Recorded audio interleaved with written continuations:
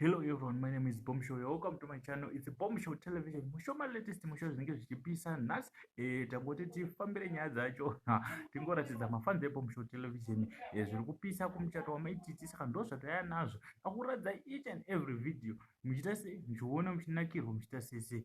Iri ndore vachiri muno vasati vabuda. Rega tiise video.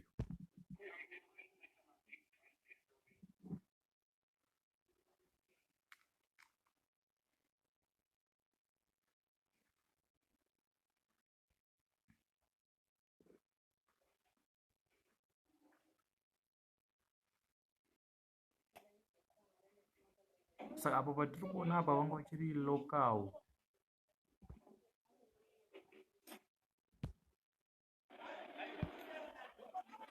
Maititi live in Rainbow Towers, right, for wedding. Apa ndo pacho pane huchi uri kuda kuratidza vatoratidza mafans eBomb Show Television.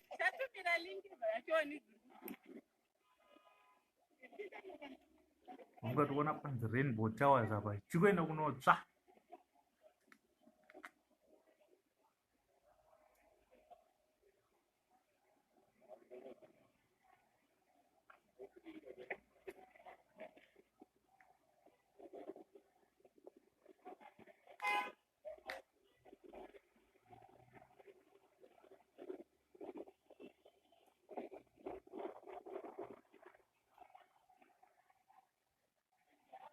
Aiwa, zvodadisa gentlemen, tarisa mamota aripo chete.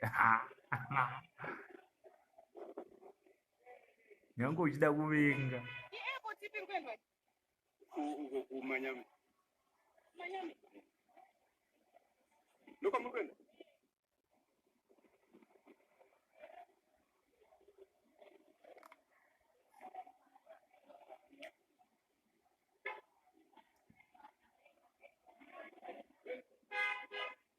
Saka timu iyi kuvhunza iyi inenge isikakete here, yakakokwa here kana kuti